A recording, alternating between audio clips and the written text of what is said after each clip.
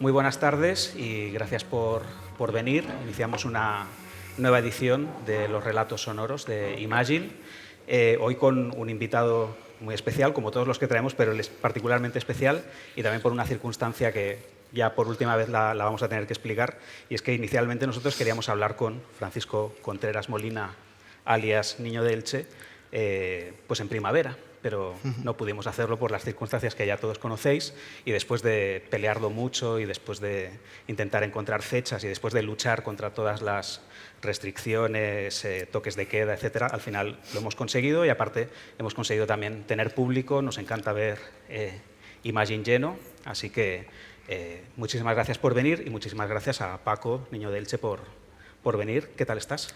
Bien, muy bien, muy bien. Muy contento de estar aquí. Yo, como normalmente a ti las entrevistas que te hacen suelen ser un poquito densas y digamos que hay mucha carga, yo quiero empezar con un desengrasante. Vamos a empezar con un precalentamiento. Tú que entiendes de todo lo que es flamenco, folclore, música popular, Andalucía, etcétera, ¿cómo ves el tema de la Pantoja? Bueno, la Pantoja tiene muchos temas que abordar. Se ha peleado con el hijo, es la comidilla, ¿no? Ese es el tema que más me interesa, más allá de que me enteré hace poco, realmente, porque yo pensaba que era... Nos hemos enterado todos hace poco, esto tiene 3 semanas, un mes de vida, no más. Pero estaba cantado de que, nunca mejor dicho, que este chico se peleará con su madre porque él escucha música electrónica. Sí. Toda la gente que escuchaba música electrónica terminamos peleados con nuestros padres. Ahora es una leyenda del trap, también, y del reggaetón. Pero la verdad que a mí me fascina la Pantoja como personaje, La verdad que me parece uno de los personajes más interesantes, más allá de lo musical y más allá de algunas fiestas que hemos podido coincidir en esos rocíos y en esas casas llenas de blancura, pero me parece una tía que se ha sabido reinventar. ¿No te parece un poco la Lady Macbeth de todo el folclore español? O sea, es la gran villana, es la gran mala. Pero es alucinante. Ahora están descubriendo que no es así, he visto, ¿no? He leído en algún sitio.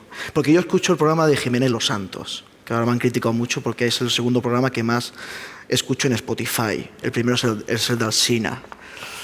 Y yo me enteré por esto por el programa de Jiménez Los Santos, que tiene una parte que no sabía, de Prensa del Corazón. Sí, es la más escuchada además. Exactamente. Y me fascinó, me pareció algo increíble que la Pantoja se haya reinventado de esa forma y que su hijo también haya entrado un poco al trapo, ¿no? Pero ahí dijeron que ahora están apoyando más a la Pantoja y todas sus tesis veraces sobre, al fin y al cabo, es la herencia, ¿no? El problema es la herencia, como siempre, ¿no? El problema es la herencia, como siempre. Claro, que yo no sé hasta qué punto de herencia puede tener este señor Paquirri, ¿no? Yo me hice una foto en la tumba de Paquirri y me echaron después del cementerio de Sevilla, porque no sé si conocéis la tumba de Paquirri en el cementerio de Sevilla, que son maravillosas las tumbas que hay en ese cementerio, sobre todo la de los toreros. No me toca olvidar que esto se queda grabado, Estoy así pensando un poco, digo que esto se queda grabado. Y el Paquirri, la posición de Paquirri es así, con un paquete increíble, lógicamente, porque es lo que toca, para ir al cementerio, un poco de alegría. Y después tenía una espada que, pues bueno, estaba como a un palmo del suelo. Entonces mi idea, así performativa, fue meter la cabeza como si Paquirri me estuviese clavando la espada, ¿no? Pero ahora otro día fui a hacerme unas fotos de nuevo al cementerio de Sevilla, porque me gusta mucho ese cementerio para hacerme fotos, y ya la espada la han retirado. Pero yo creo que es por el tema de la Pantoja, más que por mi foto, ¿no? Y hay, bueno, supura. Tú vas al cementerio y el tema de la Pantoja está latente. Bueno, pues después de este prólogo de corazón vamos a entrar un poco más en materia, pero me gustaría aprovechar este inicio de la conversación para plantear una reflexión. Nosotros queríamos hablar contigo por muchos motivos, pero también porque tienes un discurso distinto al que durante muchos años ha sido, no sé si hegemónico, pero sí dominante, ¿no?, en lo que sería a la hora de hablar de flamenco, ¿no?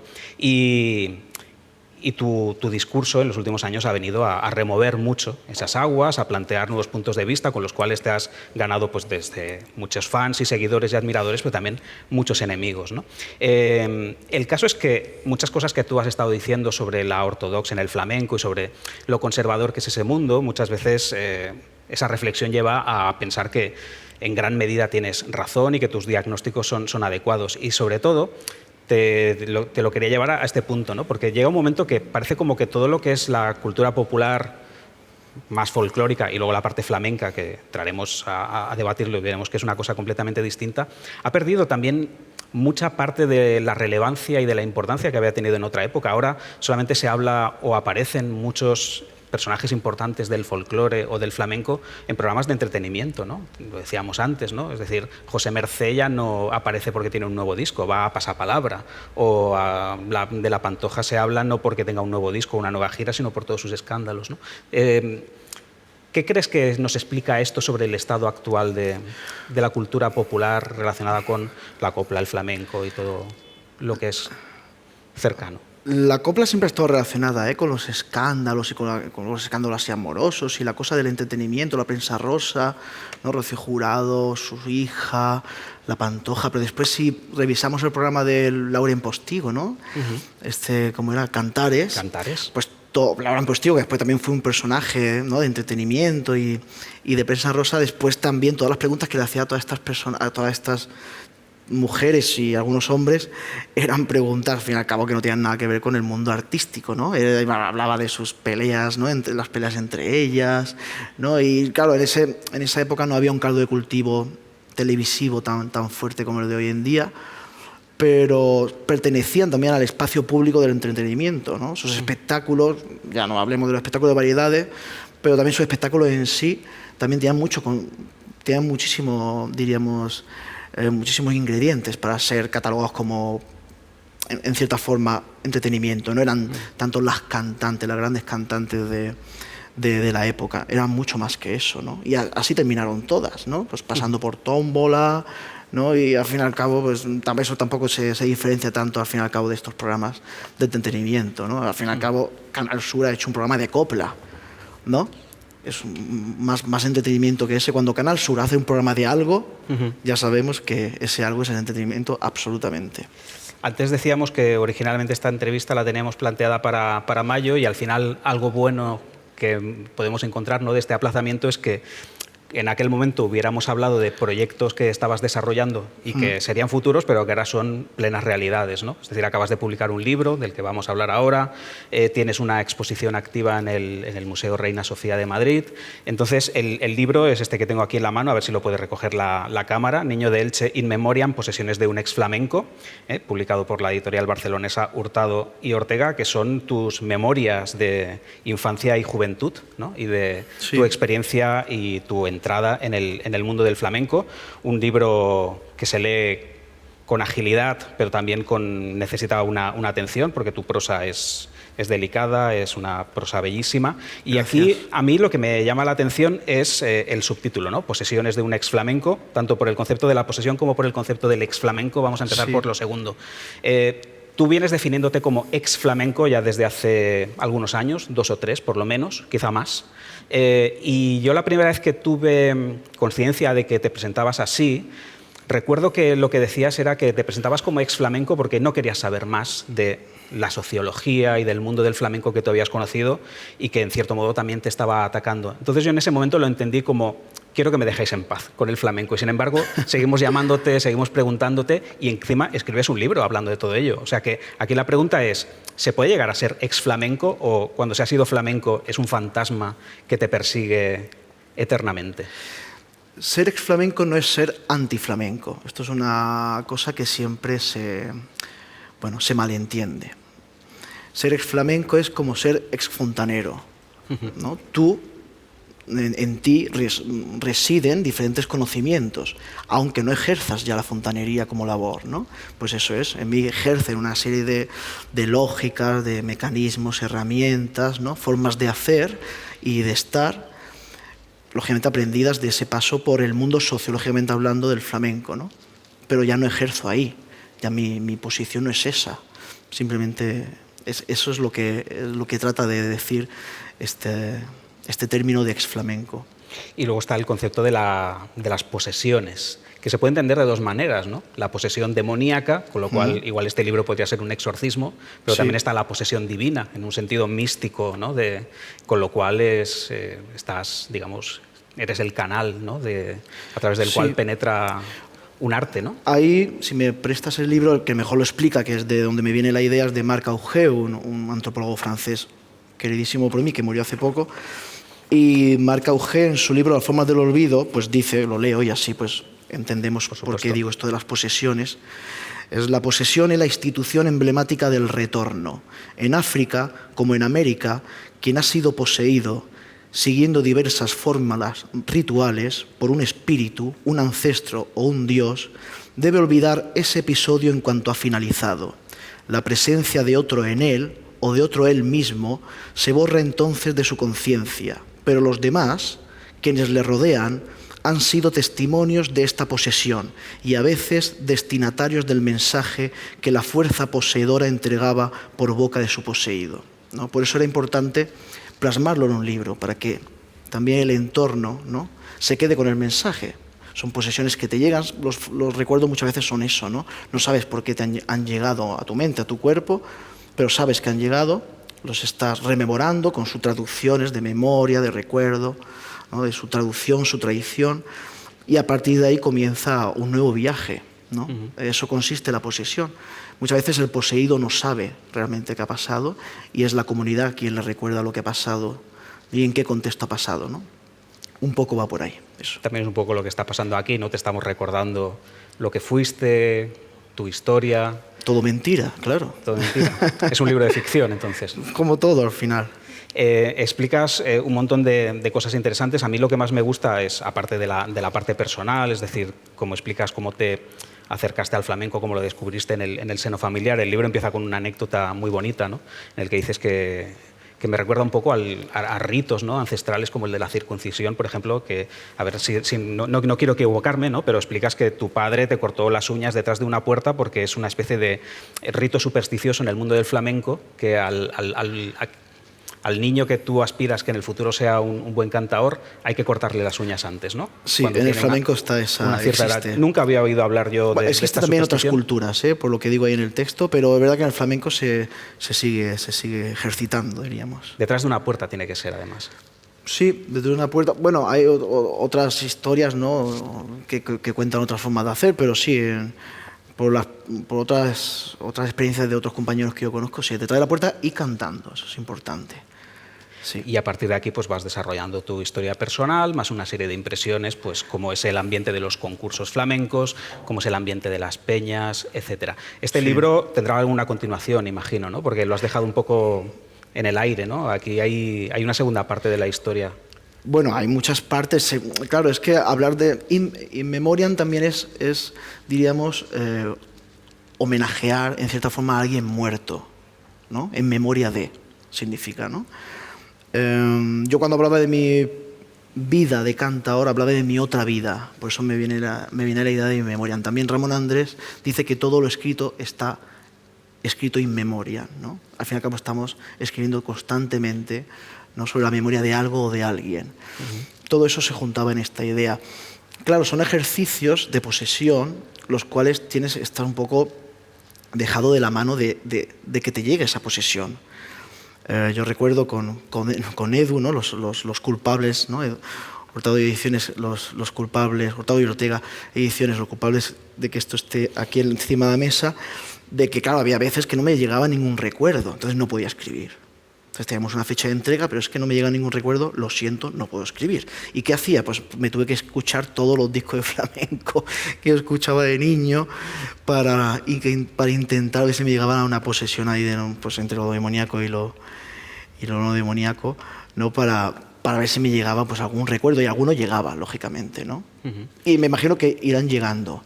Ese irán llegando no creo que los plasme de nuevo en un libro, creo que no, creo que ya he hecho parte de la terapia. Lo más interesante es, espero que algún día lo puedas escribir, porque es muy interesante, o a mí me parece muy interesante, esa transición posterior, ¿no?, cuando empiezas a alejarte, ¿no?, de ese mundo cerrado y esa ortodoxia flamenca para explorar otros ámbitos. Aquí hablas de tu formación y de tu aprendizaje, de todo lo que es la experiencia del flamenco, pero luego la enriqueces con otras vías. Así que para intentar desarrollar todo esto, hagámoslo por partes.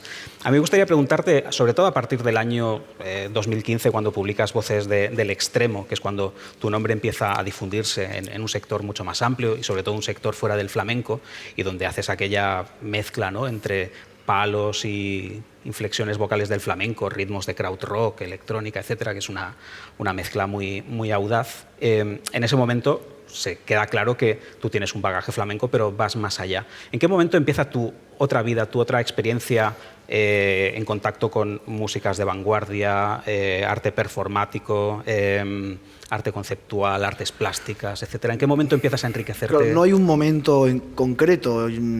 Fue antes, lógicamente, de Voces del Extremo.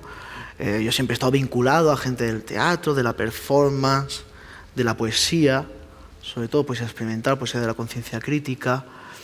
Y yo creo que mi primer contacto realmente, bueno, así para no alargarme mucho, porque sería muy largo de contar, yo llego a Sevilla anhelando ser el nuevo Miguel Poveda. Menos mal que después cambié de opinión, claro. Pero ese era mi anhelo. Entonces me voy a la cuna, que se supone que es Sevilla, para aprender el flamenco clásico de verdad. Precisamente cuando llego allí me encuentro con todo lo contrario, con Israel Galván, con Andrés Marín, Raúl Cantizano, Pedro G. Romero, gente que estaban locos del coño haciendo cosas increíbles, ¿no?, en relación con el flamenco. Entonces me cambia la perspectiva. Pero yo, lógicamente, para comer tenía que estar en los tablaos, que es parte de lo que cuento ahí. Entonces mientras estaba en los tablaos, pues me juntaba con esta gente. Hacía talleres, ¿no? Entonces por la mañana era con los teatreros, por decirlo así, ¿no?, los activistas, los teatreros, toda esta cosa, el underground. Y por la tarde pues me iba al tablao a cantar flamenco y a intentar comer de eso. Entonces ahí empecé mis esquizofrenias. Pero para mí hubo una frase crucial. Raúl Cantizano y Santi Barber tenían un colectivo, un dúo que se llamaba Bulos y Tanguerías, que experimentaban con el flamenco. Que vinimos aquí al Mercat de les Flors, recuerdo, fue de las primeras cosas que yo hice relacionadas con la performance y el flamenco, a telonear a Israel Galván. Y después de actuar con ellos, yo en plan ciego, yo no sabía a dónde me metía, ellos trabajaban sobre todo desde la perspectiva filosófica de Cage, de John Cage, salen una serie de giras por Latinoamérica. Raúl Cantizano no puede venir, me voy yo, y ahí vino Llorens Barber, ¿no?, el gran campanólogo y bueno, era uno de los grandes músicos que tenemos en España, de las vanguardias clásicas o tradicionales por lo menos, ¿no? Y Llorens, yo recuerdo con una clase de bailarines de 12 años en República Dominicana, yo cantando por Soleá, así pues clásica, como yo sabía, no sabía cantarla de otra forma, en un momento de delirio de este señor con los platos y haciendo anotaciones para que los chavales improvisaran, dijo: pero no olvidarse que todos somos hijos de Cage. Y yo dije: ¿pero hijos de Cage? ¿Pero quién es Cage? Pero hijos de Cage. Y a mí eso se me marcó de una forma, después las prácticas de esos días también, pero sobre todo eso me marcó. Claro, yo soy un poco obsesivo. A mí me dices un director de cine, me intento ver todas las películas de seguido, y si me dice un escritor, me intento leer todo ese escritor. Pues entonces yo empecé a bucear por lo de John Cage. Y en ese momento me encuentro con la exposición de Francis Bacon en el Prado. Que eso lo explicas también en el sí. libro. Y para mí eso fue mi último proyecto relacionado con el flamenco, y el que comienza con otra línea, diríamos, de trabajo, pero todo el caldo de cultivo venía de antes. Pony Bravo lo conozco también dentro de ese caldo de cultivo del underground sevillano. Los Voluble, tú dices que a mí se me empieza a conocer a partir de Voces del Extremo, pero realmente se me empieza a conocer a partir de Sonar, de ese año. Yo el disco de Voces del Extremo, digo para que sepamos los sordos que somos muchas veces, ¿no? O lo que estamos, sale en marzo-abril. Ni un periodista, y esto no es una crítica mucho menos, pero ni un periodista, Ángel Carmona fue el único que puso el disco en su programa. Los demás pasaron hasta el culo del disco, ¿no? Vengo a Sonar con los Voluble, con Robert Dial, y cuando eso tiene eco en Sonar fue cuando los periodistas dijeron: que este chaval nos envió un disco hace 2 meses, pues habrá que echarle cuenta. Y entonces pues Cogí la oficina, empecé a trabajar con una oficina de booking, ¿no? Plan B, Estefanía Serrano. Entonces ella me organizó una gira por Madrid y Barcelona, ¿no? En la Sala Apolo, en la Sala del Sol, en el Monkey Week, después de lo de Sonar, ¿no? Entonces, bueno, fue todo como muchas consecuencias, ¿no? Como suele pasar, claro. A mí de toda esta historia tuya de los últimos 5 años hay un aspecto que me sorprende mucho, y es el hecho de que en pleno 2015, 2016, 2017 y 2018, que es cuando la polémica alrededor, ¿no? de tu manera de hacer música, digamos, que llega a su punto máximo, ¿no? Que se te haya criticado por heterodoxo, cuando en el flamenco siempre ha habido una idea de progreso y de vanguardia desde hace muchísimo tiempo, desde hace más de un siglo. Es decir, o al menos yo, la noción que tengo del flamenco es un arte que no se sabe muy bien de dónde viene ni cómo surge. Me acuerdo de una reflexión que tú hiciste, porque nosotros coincidimos en unas charlas de un aniversario de Mundo Sonoro en Madrid, y hay una frase que tú dijiste, no coincidimos en la misma conversación, sino en conversaciones alternas, pero yo me quedé a la tuya, evidentemente, y dijiste en un momento, porque no sé si porque alguien en la mesa lo había dicho o alguien del público, ¿no? Y tú hiciste una reflexión y dijiste, es que el flamenco no es folk, el flamenco no es como la rumba, el flamenco no es como la copla, ni es como la jota, ni como cualquier música que sale de la tierra, sino que no se sabe muy bien de dónde sale el flamenco, ¿no? Sí. Y es una mezcla muy extraña, y aparte siempre ha tenido incorporado pues, un lenguaje rítmicamente completamente raro, incluso anterior en todo lo que sería la complejidad rítmica a las renovaciones que trae la modernidad de la música contemporánea a principios del siglo XIX. Es decir, el flamenco es rítmicamente mucho más arriesgado que Stravinsky, es decir, lo hace antes, ¿no? Es decir, que el flamenco es un arte vanguardista ya desde su mismo origen, y a medida que va avanzando a lo largo del siglo XX tiene conexiones muy potentes con la vanguardia, desde los poetas surrealistas a Manuel de Falla, y luego ya podríamos llegar a Camarón, etcétera, etcétera. Por tanto, hay una historia de heterodoxia y de vanguardia implícita en el flamenco, y de repente llegas tú y hay un montón de gente que se echa las manos a la cabeza y es, ¿pero cómo puede hacer esto? Se lleva haciendo desde hace mucho tiempo, ¿no? ¿Qué te sugiere esto? Pues bueno, lo que comentas abre el campo de muchas cuestiones. Es que era más una reflexión que una pregunta, que te lanza la pelota. El flamenco, precisamente su liberación nace de que es un arte que no tiene ni origen ni objetivo, ¿no? Por lo tanto, ahí es donde reside realmente su gran valor. Todos los libros de flamencología que podéis encontrar, no comprar ninguno, porque todos están dentro del mito. No nos interesa. Por eso hay que hablar más del flamenco en un sentido de cómo funciona, no qué es. A mí no me interesa qué es, a mí me interesa cómo funciona. Eso que no sabemos, ese ente que no sabemos realmente qué es, bueno, vamos a desentrañar cómo cojones funciona el flamenco, ¿no? Claro, para eso hay que meterse en sus entrañas, hay que superar prejuicios, miedos, ¿no? Hay que saber realmente, bueno, todas las complejidades y paradojas y contradicciones que el flamenco, si es que sabemos qué es eso del flamenco, puede encerrar. Eso por un lado. El flamenco siempre ha estado relacionado con las vanguardias, más pronto, más tarde, pero sin conocimiento de que eso era vanguardia, ¿sabes? Ahora hablan, por suerte, del flamenco como expresión heterodoxa, pero que el flamenco nunca se ha utilizado esa palabra. Pedro G. Romero, que es un perro verde maravilloso, uno de los juegos de la antología del cante flamenco heterodoxo era poner en circulación una palabra, la heterodoxia, que nunca se había utilizado. Ahora me encanta que a todos los compañeros del flamenco y de otras expresiones artísticas le llamen heterodoxos, pero nunca, si tú lees, aparecerá ortodoxia ante vanguardia, nunca ortodoxia contra heterodoxia, nunca, ¿no? Entonces, ese juego de provocación que también sabe hacer Pedro G. Romero, desde lógicamente su conocimiento tan abrumador de lo que son las prácticas populares, ¿no? Pues nos ponen en otra tesitura, ¿no? La antología del cante flamenco heterodoxo precisamente intenta mostrar eso que tú mismo apuntas, ¿no?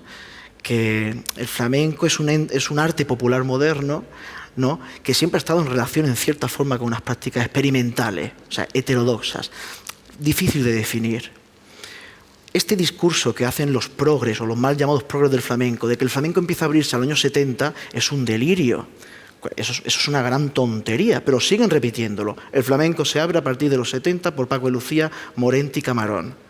la antología del cante flamenco heterodoxo era más una hostia hacia esos discursos que hacia los ortodoxos, porque los ortodoxos incluso dentro de su extrema estética, ¿no? Incluso ideología política, llegan a sitios, ¿sabes?, de experimentación que muchas veces desde la corrección estética, ¿no?, y artística que se hace de esos progres no llegan, ¿sabes?, por diferentes cuestiones que ahora sería muy difícil y muy largo de explicar. Entonces, la antología estaba muy enfocada y muy focalizada ante esos discursos, no contra, pero ante esos discursos.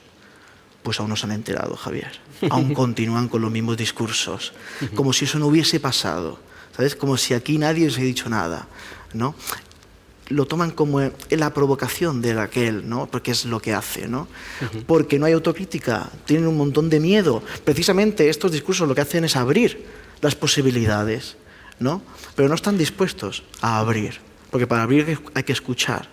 Y el flamenco siempre tiene una frase, ¿no?, de vamos a escuchar, siempre que va a empezar un cantor de flamenco, pero es la que menos hace, la que nos practican. A colación de lo que has dicho, voy a rescatar una frase que he leído justo hoy, es decir, no es que me la hubiera preparado, ha sido simple coincidencia azarosa, pero creo que define muy bien este momento, ¿no? Y también viene del mundo de las vanguardias de la música europea de principios del siglo XX. La frase es la siguiente: una vez coincidieron en un concierto Stravinsky y Rimsky-Korsakov, y había en el programa de aquel concierto una pieza de Debussy, ¿no? Y entonces Stravinsky le pregunta a Rimsky-Korsakov, ¿qué opinas de esto? Y Rimsky-Korsakov le dice, es mejor no escucharlo, porque si lo escuchas te acabarás acostumbrando, entonces corres el riesgo de que te acabe gustando. Yo creo que con tu música ocurre eso, ¿no?, que mucha gente ya prefiere no escucharlo, no sea que algún día lo entiendan y les guste y tengan que comerse, ¿no?, mucho prejuicio, ¿no?, alrededor, lo cual me parece terrible, porque precisamente el flamenco, que es un espacio, o debería ser un espacio de libertad y de creatividad, se ha cerrado. A ver, yo puedo entender, ¿no?, que haya ciertos prejuicios hacia deformaciones de la parte más popular relacionada con el flamenco y que no les pueda interesar, ¿no?, la parte del flamenquito. Entiendo que puedan tener un prejuicio con Andy y Lucas, ¿no? Puedo entender que pueda haber un prejuicio con Rosalía, puedo entender que haya un prejuicio con María Pelae, pero tú, que estás digamos que recuperas una tradición antigua, y que me ha sorprendido esto que has dicho, porque yo entendía que los orígenes del flamenco estaban en Antonio Mairena y Manuel Torre y todo eso. No, eso es el flamenco más moderno. Antonio Mairena es el flamenco tradicional. El tradicional en el flamenco es el flamenco más actual, porque claro, el flamenco no tiene tradición. Es una de las grandes paradojas que tiene. Entonces, claro, cuando hablan de flamenco tradicional, el flamenco moderno. Claro, pues el flamenco se termina más o menos de fraguar y de moldear su base más o menos así tradicional en los años 70. Incluso, claro, ya su parte clásica continúa modulándose, ¿no? Ya Camarones clásicos, ya pertenece a ese mundo, ¿no? O sea, ahora los camaroneros siguen siendo gentes que defienden la pureza, ¿no? Claro, ¿no? Entonces, bueno, sí, esa es la paradoja del flamenco, y eso es lo rico del flamenco. También el flamenco es un arte muy individualista, entonces, claro, hablar también del flamenco como una cosa global es un poco complicado, porque al fin y al cabo, pues claro, no hay que obviar la parte conservadora, retrógrada y todo que tiene el flamenco, ¿no? Pero como yo siempre digo del flamenco, como España o Estados Unidos es capaz de lo mejor y de lo peor. Aparte, no es una tradición únicamente de aquí, hay otras tradiciones. Por ejemplo, en el jazz, en los años 40-50 había una reacción absolutamente furibunda contra la modernidad en el jazz, porque decían que eso no era verdadero jazz, ¿no? Sí, esos debates siempre van a estar. Y ocurre sí. en otras escenas, ¿no? Siempre van a estar. Mientras nos den dinero esos debates, Javier, no hay problema. El problema es que no den dinero, claro. Si no dan dinero esos debates, imagínate. Te quería preguntar, igual es un poco provocador por mi parte, pero ¿por qué para hacer todo este tipo de experimentos Enrique Morente sí que tuvo bula, pero nadie más la ha podido tener? Es decir, ¿qué tenía Morente para que se le permitiera hacer vanguardia y mezclarse con elementos ajenos, y por qué nadie más puede tener ese privilegio? Bueno, Enrique siempre intentaba cuidar la pata, de tener una pata en el flamenco, ¿no? O sea, hay que ver sus conciertos y tal, y sus discursos. Y eso le permitía también jugar con lo otro, ¿no? Pero no solamente él, Camarón y otra gente, pero ¿no? A Camarón al principio también le atizaron, ¿eh? Sí, lo pasaron muy mal. Enrique Morente vivió en México porque no lo contrataban, ¿no? Se tuvo que ir con manzanita para poder comer, ¿no? O sea, que estamos hablando de cosas muy, muy heavy, y cuando una crítica del periódico realmente tenía relevancia. Hoy en día, a mí que me hicieran las críticas de la Bienal en Sevilla, pues imagínate, ¿no? Eso es una mota de polvo, no tienen nada de poder, ¿no? Pero en aquellos años sí era muy difícil, ¿no? O Vicente Escudero pues, vivía fuera, ¿no? del ambiente. O Israel, mi amigo Israel Galván. Es que ese señor sí ha tenido problemas graves, ¿no? El otro día estábamos en una entrevista, así, por una cosa jocosa, en una entrevista en Francia, porque hacemos un dúo, también a partir del dúo que hicimos en Sonar, y decía el entrevistador, bueno, ¿cuál es, Paco, la crítica más tremenda que te han hecho?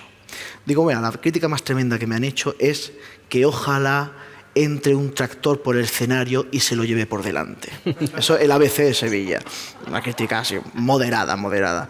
Y Israel dice, bueno, a mí ha sido mucha menos, que me partan las piernas en la puerta de mi casa, ¿no? Bueno, el ambiente es ese. Pero bueno, ese es el poder de la iconoclastia, ¿no? Y el poder de la pasión. Entonces, si nos gusta la pasión, yo estoy encantado. Yo cuando veo un concierto de flamenco que parece un concierto de música clásica o de jazz, pues en sentido sociológico, algunas veces me preocupo, ¿no? Porque me gusta más rememorar los textos de Eugenio Noel, ¿no? Y ese Pastora, cuando Pastora levanta los brazos, el toro se revienta la barriga, ¿no? Y los flamencos pisan los huesos de sus padres en los cementerios, ¿no? Esas imágenes casi bucólicas están más cercanas a lo que a mí me interesa del flamenco que lo otro para mí es nada, cero, no es interesante. Me gustaría ahora cambiar un poco de tercio, ya que has mencionado los toros. Muy bien. Hemos hablado de tu libro, pero tienes otro proyecto nuevo, en activo, que es la instalación en el Museo Reina Sofía. Estamos en este momento ahora un poco extraño, ¿no? Entre que la movilidad entre provincias y entre ciudades es un poquillo complicada, pero bueno, a Madrid, en teoría... a Madrid se puede entrar siempre y si buscas la fórmula, pues acabas yendo. Aparte, lo bueno de esta instalación es que está operativa hasta abril, que todavía deja un margen amplio. Claro, yo no he podido verla, porque estoy aquí atrapado, ¿no? Como tanta gente. ¿Qué nos encontraríamos quienes no hayamos podido ir a la instalación? Difícil explicar así rápidamente, pero sobre Valdelomar. Es una instalación a partir de una serie de guiones que Valdelomar realiza entre los años 49 y 52. Nuestra apuesta, y ahora nadie lo ha podido rebatir, es que es la primera propuesta de instalación sonora en la historia, ¿no? Entonces yo me rodeé de un equipo valdelomariano, pues un arquitecto, José Alexandre Casanova, producción artística de Miguel y sonora de Miguel Álvarez Fernández, bueno, y una serie de Carlos Marquería de las Luces, bueno, y entonces entendimos que esa plataforma, ¿no? Ese a partir de esos guiones nos podían dar un muy buen juego para hablar. Pues, bueno, primeramente es una pieza que obliga a reescribir la historia de la instalación sonora, ¿no? Totalmente, como Valdelomar obliga a reescribir la historia de la electroacústica, del arte sonoro, de la música electrónica, como se le quiere llamar. Y bueno, es poner un poco el foco en eso, pero siempre en un a partir. Yo hago siempre mucho énfasis en a partir. A partir es utilizarte como base, ¿no? De inspiración, como ánimo, como catapulta incluso como reivindicación política, pero sobre todo un partir también a partir es para poder partir de eso, ¿no? Con Pedro G. Romero he aprendido muchísimo de cómo trabajar, cómo relacionarte con la concepción del archivo, ¿no? Entonces para mí no es ningún tipo de homenaje ni nada de eso. Se acerca más a seguir actitudes, nociones, intuiciones de alguien que para mí era importante y que dejó un trabajo sin acabar. En sus películas terminaba con las palabras sin fin. Y yo soy fan de la gente que deja los trabajos abiertos, sin acabar. Cuando dicen, este trabajo está perfectamente acabado, un disco, ¿no? Que se trabaja mucho, ¿no? O se analiza mucho el detalle, no, esta obra es redonda. Cuando yo digo redonda, digo, esto está fatal, ¿no? Entonces yo me gusta mucho relacionarme con gente que no tiene esa concepción del arte, ¿no? Para mí Bacon era eso, ¿no? Y Cage es eso. Y tanta otra gente, el Valdelomar es eso. Pero no lo inacabado porque has muerto, no. Lo inacabado como actitud política ante las prácticas artísticas, ¿no? Arthur Russell para mí es eso. Scott Walker, que lo adoro, no es eso, por ejemplo, para mí, ¿no? Entonces, bueno, ahí es donde para mí residía el interés por esta figura tan magnífica. Después, lógicamente, se ven sus gustos por el flamenco, por el folclore, por la fonética, eso me interesaba mucho de Valdelomar, sí. Y, lógicamente, su gran sensibilidad por el sonido. O sea, yo me he escuchado, he tenido la suerte y el tesón de escucharme todo su archivo sonoro, y ahí he podido conocer a Valdelomar mucho mejor que por sus películas o sus escritos, ¿no? Y justamente Valdelomar llega a mi vida precisamente gracias a una invitación que se hace en Barcelona, ¿no? Que es mi amiga Marta Basol, en un encuentro de cine experimental. Yo venía de pasada a Barcelona y ella me dice: vente, que he conseguido que me deje los Super 8 de Valdelomar, los voy a proyectar y tú improvisas vocalmente sobre ellos. Yo casi sin conocer nada, entonces yo me puse delante de una cantidad de Super 8 que yo no tenía ni idea qué era aquello.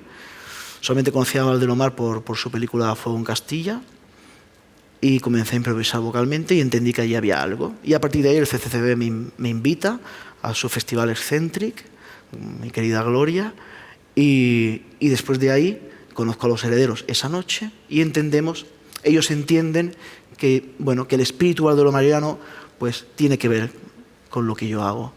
Y empezamos a pensar, ¿no? Después viene la invitación del Reina Sofía y empiezo a cuadrar cosas. Esto, más que una pregunta, es una reflexión alrededor de Valdelomar, y es la siguiente: a pesar de que de un tiempo a esta parte se ha escrito mucho y se ha defendido muchísimo su figura como pionero en muchos ámbitos, ¿no? Desde el cine experimental a incluso a la concepción, ¿no? de el sonido y la tecnología que entroncaría dentro de una historia particular de la música electrónica en España, pero también a nivel mundial.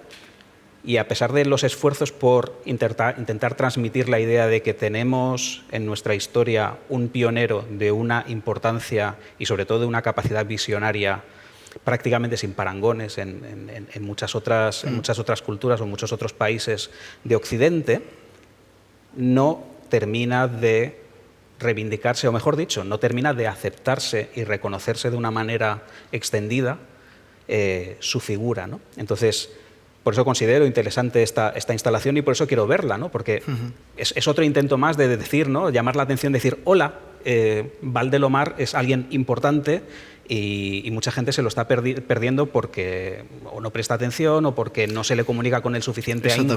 Por eso me gustaría volver a animarte no tanto a ver tu instalación, a asistir a tu instalación, que evidentemente, pero también a indagar en la obra y sobre todo la importancia y los caminos que abrió Valdelomar. Para mí es muy importante eso, utilizar Valdelomar como una plataforma, como una catapulta. En el momento que lo utilizas como un fetiche, perdemos todos. Creo que no es un artista que necesite eso, sino todo lo contrario. Y esa ha sido mi actitud con la instalación y con el disco, que está trabajado con el archivo sonoro, ¿no? Que ahí podéis escuchar, sale el 11 de diciembre, y ahí podéis escuchar pues, su sensibilidad sobre el sonido, o sea, cómo grababa, ¿no? Sus obsesiones sonoras y sónicas. Esos los años 50 en España era una rareza, ¿no? Claro, Valdelomar ha tenido que cargar muchísimo, ¿no? Con los prejuicios de la política, ¿no? Muchísimo. O sea, ha sido un incómodo para la época de la República, para la época del franquismo y para los pocos años que vivió en transición, ¿no? Ha sido muy incómodo y mucha gente ha tenido muchos reparos sobre Valdelomar, porque también su parte mística se entiende de un lado opusino, ¿no? Como si fuese del Opus Dei, y claro, no tiene nada que ver, ¿no? Claro, para eso tienes que leerlo y tienes también que saber su contexto y sus influencias y saber qué biblioteca tenía y qué subrayaba y qué intereses tiene, ¿no? Y yo le tengo que agradecer mucho a él. Por ejemplo, él a mí me ha reconciliado o me ha acercado a Lorca, ¿no? Por ejemplo, yo ahora leo Lorca gracias a Valdelomar. Antes Lorca para mí era un artista que no me interesaba para nada, ¿no? Y de repente Valdelomar me descubre un Lorca pues desconocido para mí, ¿no? Y me ayuda a superar otro prejuicio, ¿no? Y San Juan de la Cruz, por supuesto, es nuclear para Valdelomar. O sea que hay muchísimos temas que Valdelomar plantea, ¿no? La concepción de España, ahora que está tan de moda esto, ¿no? Pues Valdelomar plantea una concepción de España muy interesante, lógicamente basada en lo cultural, en lo educacional, lo pedagógico. Fue su gran cruz durante todos sus años. Por eso fue incómodo. No hay que revisar mucho la historia de España para saber qué seres son incómodos, ¿no? Y ahí ese era su proyecto político, cultural, artístico, social, ¿no? Y por eso solamente no ha sido reivindicado, aún sigue sin ser reivindicado, pero es que ni desde los nacionalistas más despistados sigue siendo reivindicado. O sea, los andaluces, los granadinos siguen pasando absolutamente de este señor y de su obra, ¿no? Esperemos que con esto del Reina Sofía, pues comencemos ya no solamente a hablar de Valdelomar, sino de todos esos prejuicios que tenemos, pues bueno, a raíz de nuestra historia, de nuestra, por muchas veces, dramática historia, ¿no? Sí. En Reina Sofía se hizo una exposición maravillosa titulada Campo Cerrado, que nos reconciliaba con todo el gran arte que se hizo, sobre todo en época del franquismo, y que fue también apartado, ¿no?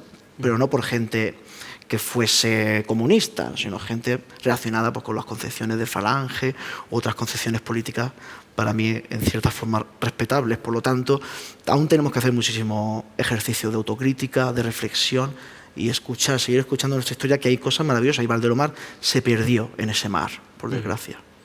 Muchísimas cosas se perdieron en ese mar, Sí. De todas las sensibilidades políticas, de todos los enfoques, y evidentemente dentro de lo trágico que fue la Guerra Civil, una de las mayores tragedias fue que rompió una línea de evolución artística global, ¿no? Con un montón de manifestaciones que estaban emergiendo en los años 30 y que, de no haber habido la guerra en los años 40, y digamos que si España hubiera entrado en una fase más o menos estable, no tan turbulenta, pues habrían madurado y habría cambiado completamente nuestra percepción global, ¿no? De la cultura, la tradición, las vanguardias, de un montón de cosas, como sí que ha ocurrido, pues, en otros países, aunque también la Segunda Guerra Mundial en Europa fue traumática en el mismo sentido, ¿no? Es decir, que es una historia secreta del siglo XX, pero que también tiene varias manifestaciones puramente españolas muy interesantes, y que por todo esto que ha sucedido, pues se van quedando ahí. Por eso hay que como mínimo apuntarlo y decir, esto vale la pena rescatarlo. Vamos a hablar de más obra tuya. No sé si ha salido ya o está a punto de salir. Hay una película documental alrededor de tu figura. Cuéntanos sobre ello. Aún estamos, aquí está Marc, no sabemos si es una película, un documental, una serie. Luego, igual, cuando abramos el turno de preguntas, nos lo puede explicar él. Él lo va a explicar mucho mejor, porque claro, la incógnita es porque esta gente se interesa en hacer algo de eso desde hace 5 años, o sea, que no es ahora. O sea, que Marc lleva trabajando hace 5 años, ¿no? Eso es lo milagroso. Al final puede ser un biopic, ¿no? Una especie de... Pues seguramente, como dice una amiga mía, otro dice, Paco, vas a morir, porque te va a hacer una película y tienes una exposición en Reina Sofía, vas a morir. Digo, pues tal vez yo no me he enterado ¿sabes? Pero pues seguramente. Esperemos que no. Bueno, morir voy a morir, claro, eso está claro. Eso nos va a llegar a todos en algún momento, pero vamos, que no sea ni hoy, ni mañana, ni pasado mañana. No. Por que levante el toque de queda, por lo menos. Quédate aquí. Me gustaría abrir el turno de preguntas, puesto que tenemos aquí una audiencia generosa y supongo que tendréis ganas de preguntarle cosas a Paco, pero a mí me gustaría hacer tocar un último aspecto de tu manera de expresarte, y es tus contactos con el mundo de las músicas urbanas, y en particular tus colaboraciones con Zetangana, con el que has colaborado en algunos temas. Yo te voy a preguntar qué es lo que te ha atraído a ti de Zetangana, pero antes quiero hacer una reflexión, porque yo me preguntaba, ¿qué le puede atraer a Niño de Elche de Zetangana? Muchísimas cosas, evidentemente, pero yo es que concibo a Zetangana como una performance. ¿Puede ser que a ti te atraiga de él que es una performance, que forma parte de tu ADN expresivo? Pues yo a Antón lo conocí fuera de todo eso. Yo lo conocí cuando yo era pareja de Rosalía, y lo conocí acompañando a Rosalía. Entonces, claro, yo no sabía ni quién era Zetangana, ni me interesaba.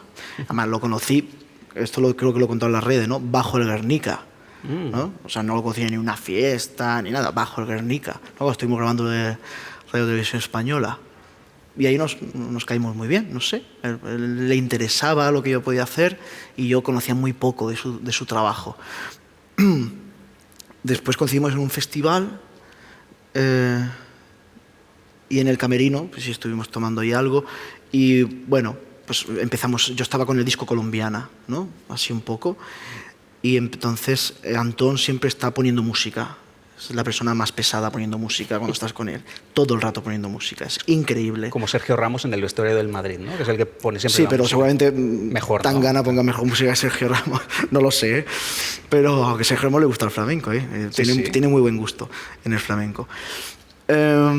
Y bueno, ahí vimos, los boleros, ¿te gustan los boleros? Pues bueno, este es los acercamientos de siempre. Nunca sabes cuándo vas a saltar la liebre, como dice el refrán, ¿no? Y entonces dijo, bueno, pues a ver si hacemos algún día un bolero. Y cuando lo llaman de Operación Triunfo por enésima vez, él entiende que yo soy la persona para acompañarlo a Operación Triunfo y hacer un tema, simple y llanamente, ¿no?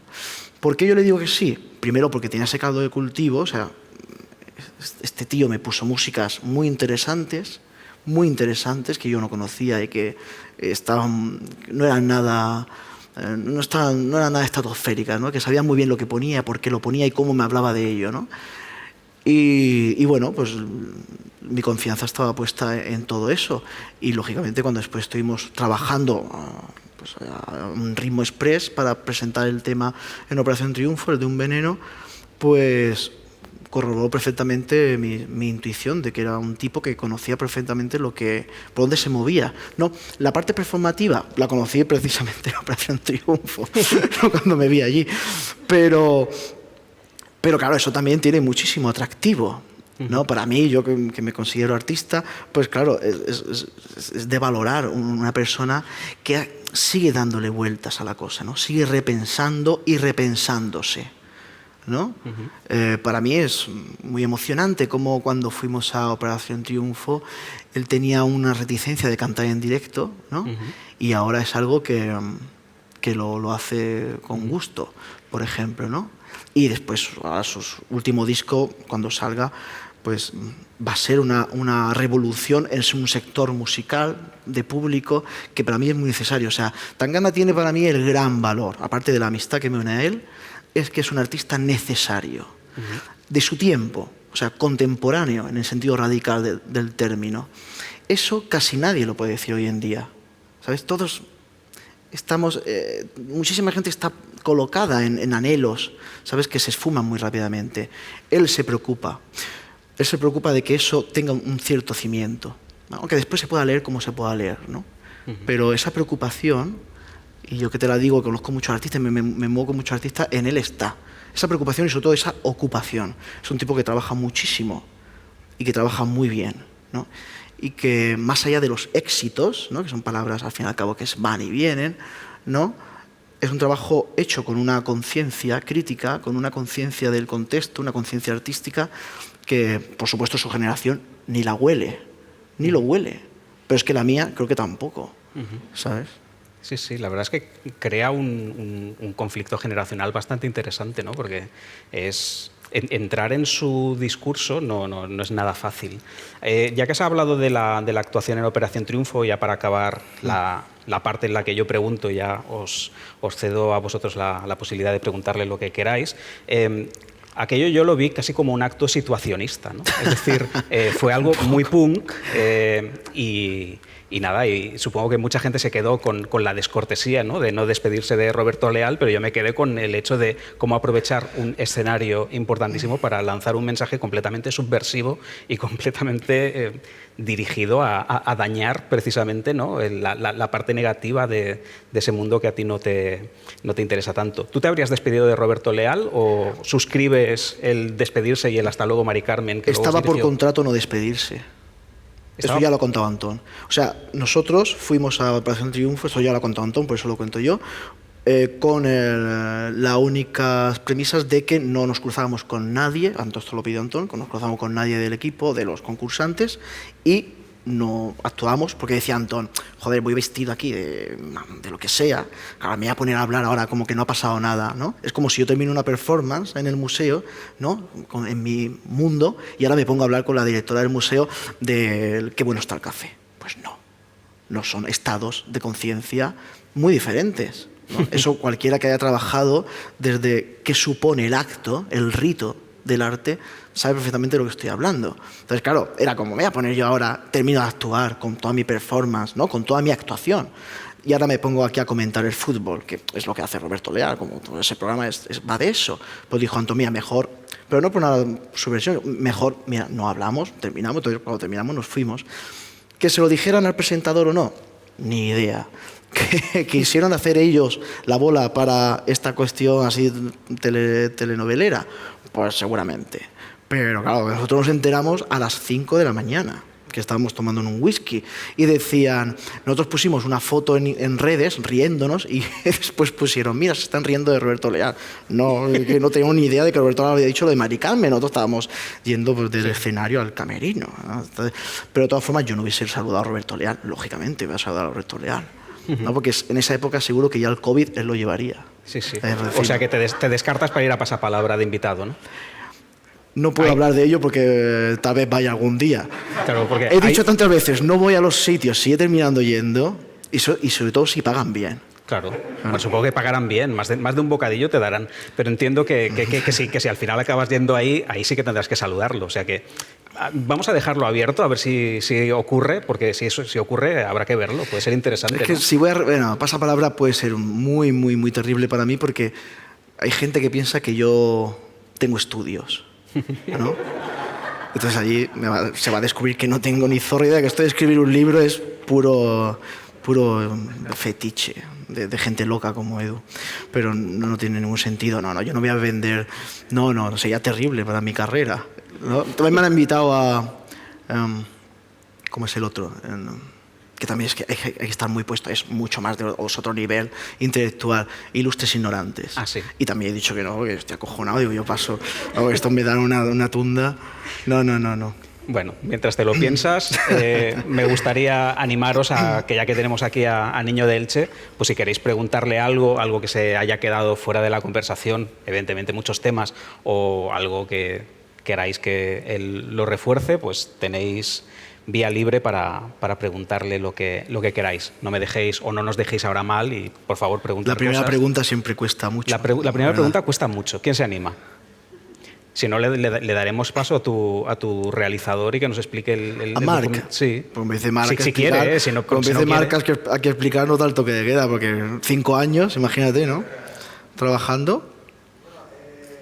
Un segundo que te acercamos un micrófono para que pueda quedar todo registrado. Pues nada, hace 5 años, justo Paco todavía no había hecho el boom, acababa de hacer justo el Sonar, pero yo ya lo conocía y me quedé con la cosa. Con una camiseta que él me regaló, por cierto, sí, del Sonar. Sí, bueno, sí, María y tú, los dos. Y entonces el primer día fue como le dije, mira Paco, me gustaría hacer una película sobre ti. Y él se rió mucho y dijo, muy marketing, tienes una idea del comercio muy clara. Y entonces le dije, quiero hacer una peli de ti, pero tu vida me importa una mierda, ¿no? Sí. Y tú dijiste, perfecto, si alguien tiene que hacer una peli de mí, eres tú. Y entonces ha empezado una relación en que la peli intenta ser coherente con la manera de ser de Paco. Y eso no muchos artistas habrían dejado hacer lo que hemos hecho contigo, ¿no? Y entonces ha acabado siendo una experiencia poética, sensorial, en la que puedes entender perfectamente la vida de Paco sin que nadie te lo explique. Nadie habla de Paco, nadie habla de un montón de anécdotas. El otro día estaba con Marta Masols y su amigo Marjuan y les conté cómo llegaste al Cante de las Minas. ¿Eso sale en el libro? A ver, ¿cómo? Al concurso, la primera vez. Sí, sale en el libro, Que es una anécdota, Paco tiene anécdotas maravillosas y en la peli no se explica ni una. No. Entonces yo expliqué todas tus anécdotas, se quedaron embelosados de wow, qué maravilla, y eso sale en la película. Y digo, no sale nada en la película. Y se llevaron una gran decepción, pero será toda una experiencia. Yo creo que sus enemigos se van incluso a reconciliar y los que ya la amamos vamos a disfrutar un montón. Pues darnos una estimación de cuándo crees que estará terminada y... Pues depende la peli está acabada ya y estamos pendientes de los festivales de cine y todo es previsible que para el año que viene. Claro. Así es que iremos al cine y es una película.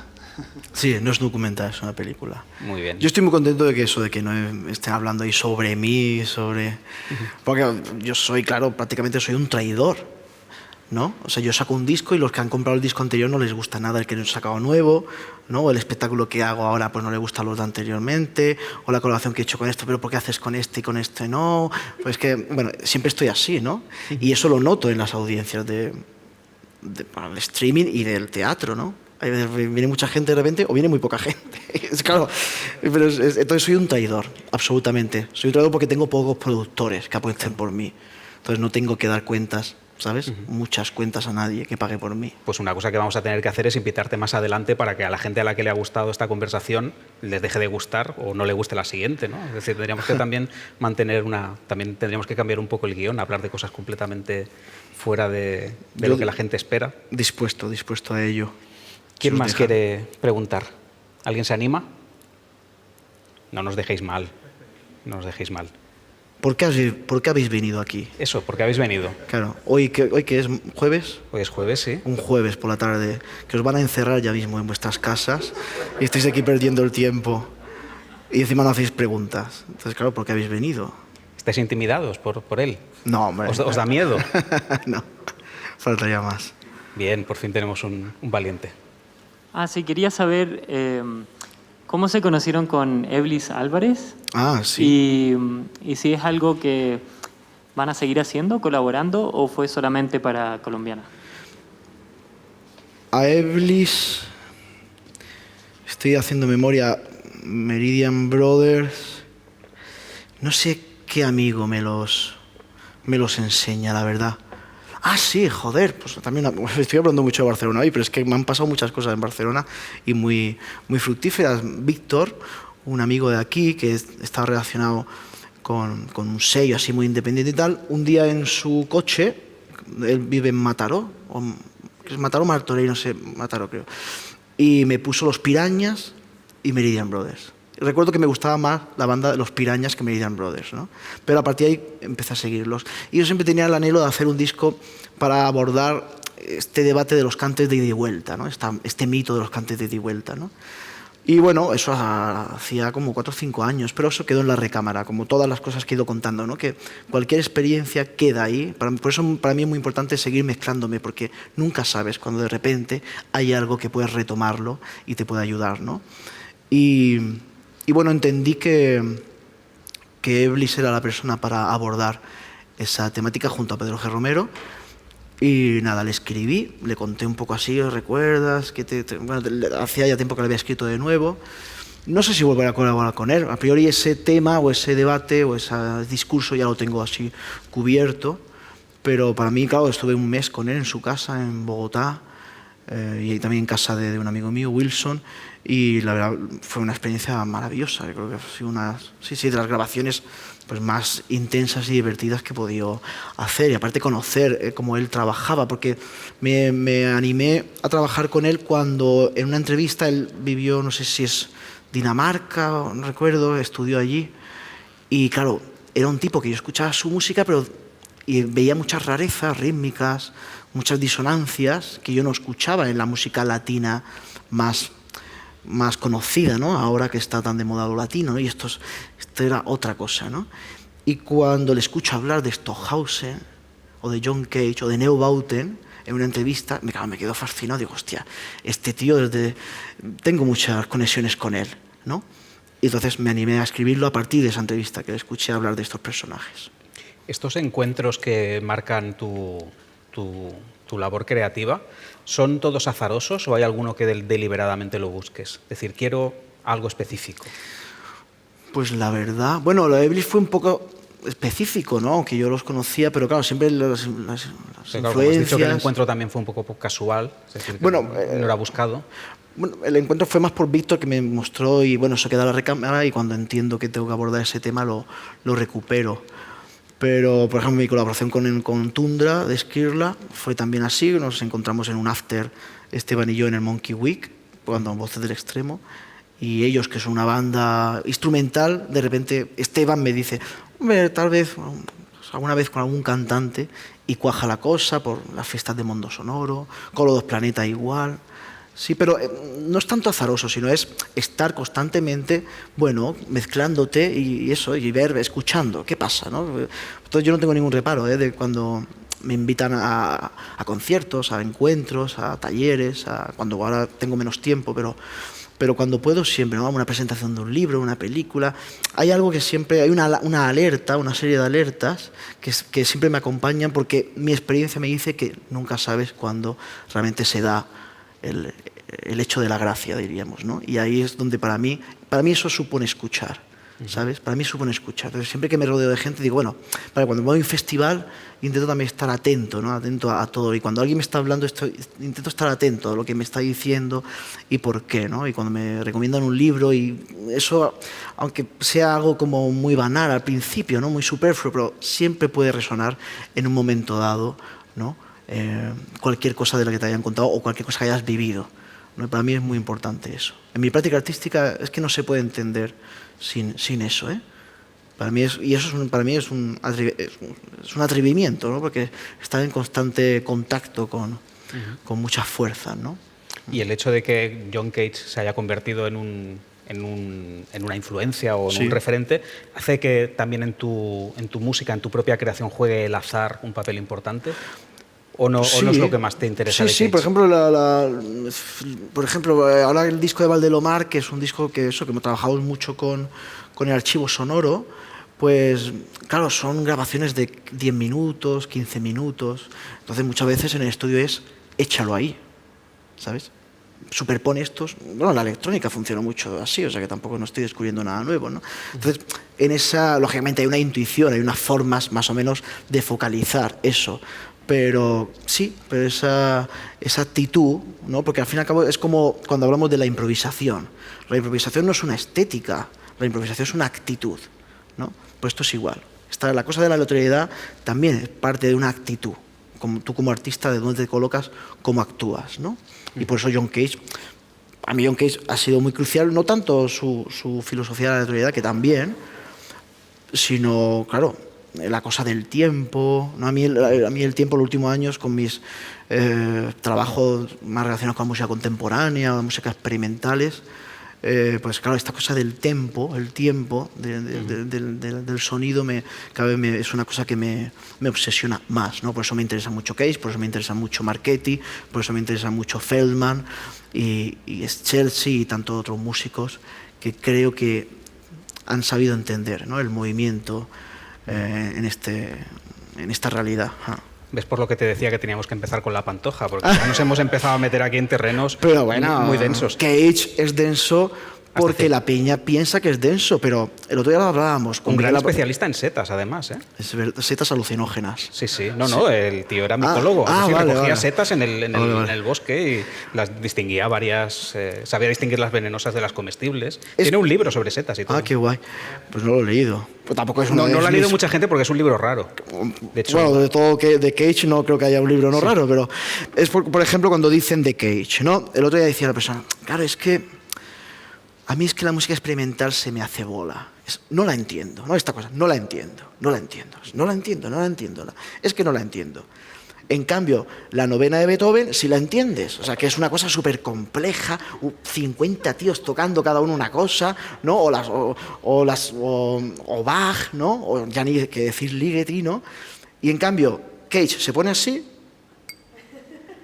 y dice que no lo entiendes. Pues es que tampoco hay mucho que entender, joder. No hay nada que entender. Pues es la educación musical que nos han dado. Antes hablábamos allá arriba sobre eso, ¿no? Claro, es tan nefasta, ¿sabes? Que pensamos que un tipo haciendo sonido con una pluma es elitismo y una orquesta de 100 personas es lo más popular del mundo. Pues ni una cosa es una ni una cosa es otra. Claro. ¿Tenemos alguna pregunta más? Un segundo, que te acercamos el micrófono. Aquí llega. Vale, sí. Bueno, no sé si podrás responder porque a lo mejor no lo has visto. Quería saber tu opinión si habías visto El año del descubrimiento de Luis López Carrasco. Aún no lo he visto, he leído críticas. Vale. No, bueno, era porque yo la vi ayer, me parece brutal. O sea, me parece de las mejores películas de la historia del cine español y sobre todo el retrato que hace de España. Entonces, como sé que es un tema que también...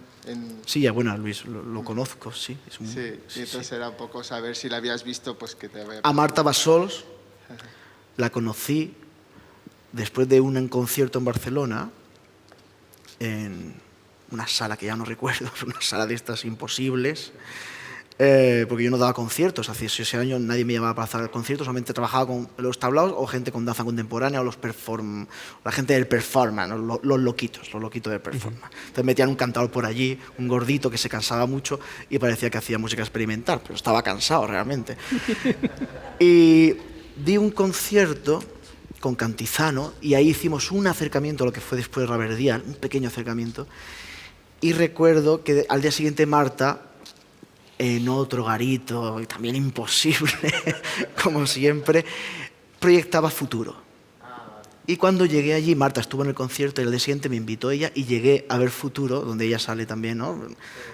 Preñada de nuestra querida Margot, y allí fue cuando la conocí. Y Futuro es una película de Luis, claro.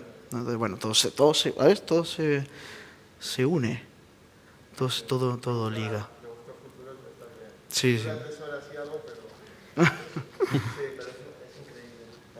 Sí, tiene muy buenas críticas. Tenemos otra pregunta aquí al fondo. Bueno, 2 preguntas. Mejor.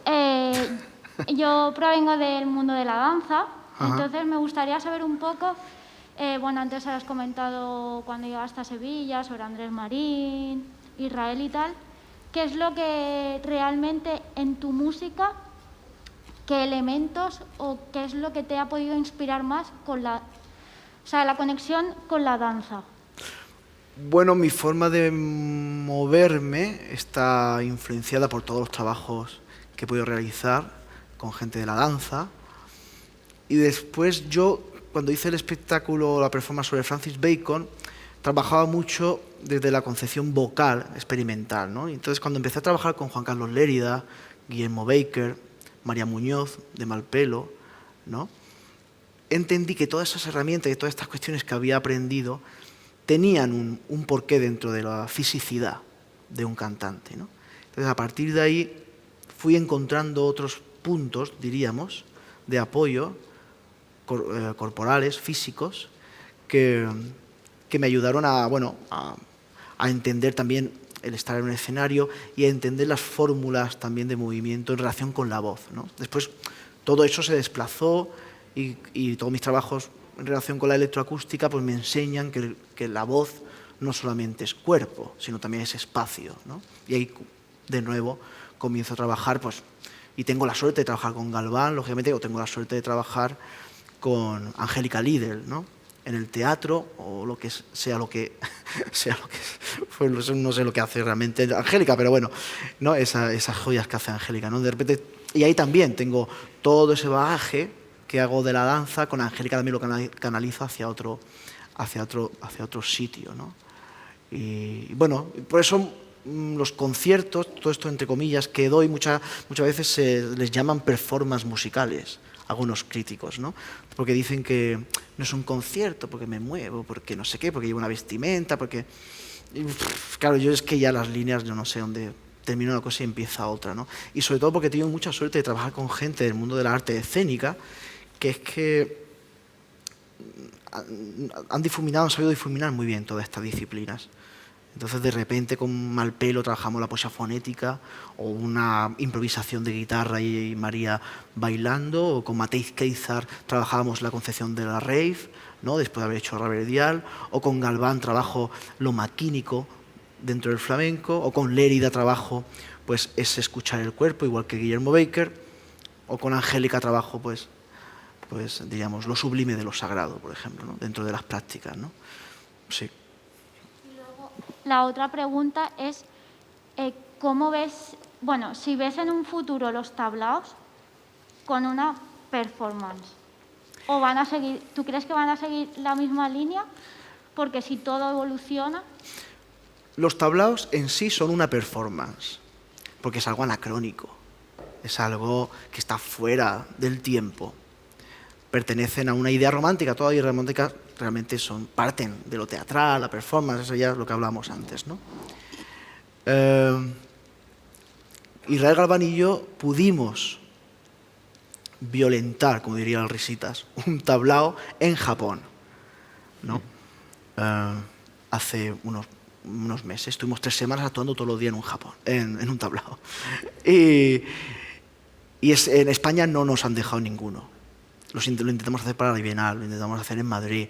Ningún tablao ha querido... Ya no tanto yo, que yo soy un demonio para el mundo del flamenco, pero Galván, ya como dice él, ya va siendo un poco clásico, ¿no? Que es su alarma. Entonces él tiene la autoridad de poder decir, pues no, a él tampoco le han dejado actuar en un tablao, ¿no? Y menos conmigo. Entonces solamente en Japón ha sido posible. Sí. No creo que los tablaos, porque su economía reside en el turismo, ¿no? Y la performance no es tan atractiva para que la gente pague 60 euros por una entrada. No. Marina Abramovich no viene del flamenco, aunque le guste, ¿no? Entonces, por lo tanto, no creo. Claro, a ver, yo siempre animo a que si desaparecen no pasa nada, ¿no? Porque no ocupan ningún interés para mí artístico. Ocupan un interés económico, socialmente económico, que puede estar bien, pero en nivel artístico es algo totalmente fuera. Ahí lo cuento, ¿no? Digo, una de las grandes tragedias del tablao es que cuando llegas como artista, al tercer día, ¿no? Esta cosa de estoy por aprender se termina, ¿no? Porque al fin y al cabo es reproducción, ¿no? El mono toca de memoria. Entonces, sí, un tablao está muy bien para aprender las 2 primeras semanas, después reproducción. Y yo vengo de Elche, que está lleno de fábricas. Te puedes imaginar lo que opino yo de eso, ¿no? La propuesta del tablao deconstruido igual se podría reformular, no ya para un tablao de turistas, sino para otro espacio, ¿no? Un museo, sonar de noche al lado de los autos de choque. Eso lo hicimos con Galván, coplas sí, bueno, mecánicas. se hizo, pero aquello, al menos yo no lo entendí como una deconstrucción del concepto del tablao, ¿no? No, nosotros totalmente. Lo vi más cerca casi desde una performance quizá de Carla Santos o algo así. No, nosotros entendíamos... Precisamente esto es una cosa que hemos dicho mucho ahora también, que lo hemos hecho en Aviñón, en Lausanne. Precisamente, y el texto así hablaba, el texto que prepara Pedro G. Romero para Sonar ese año, es nosotros.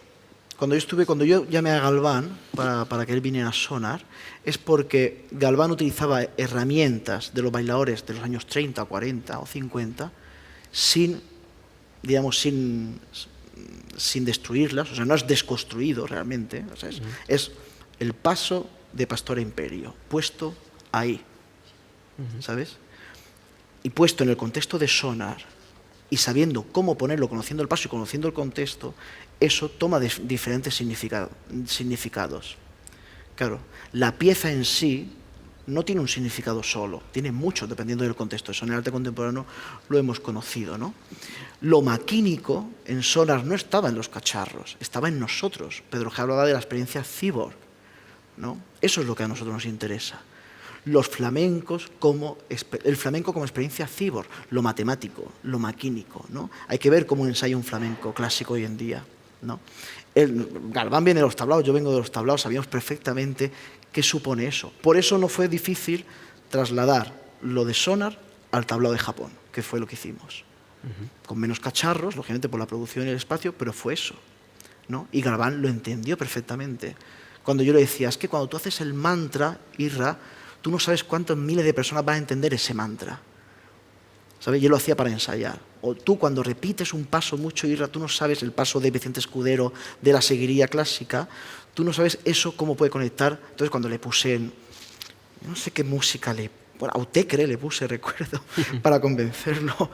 Autecre, Herbert, recuerdo, Matthew Herbert, cosas así que tenía de mano.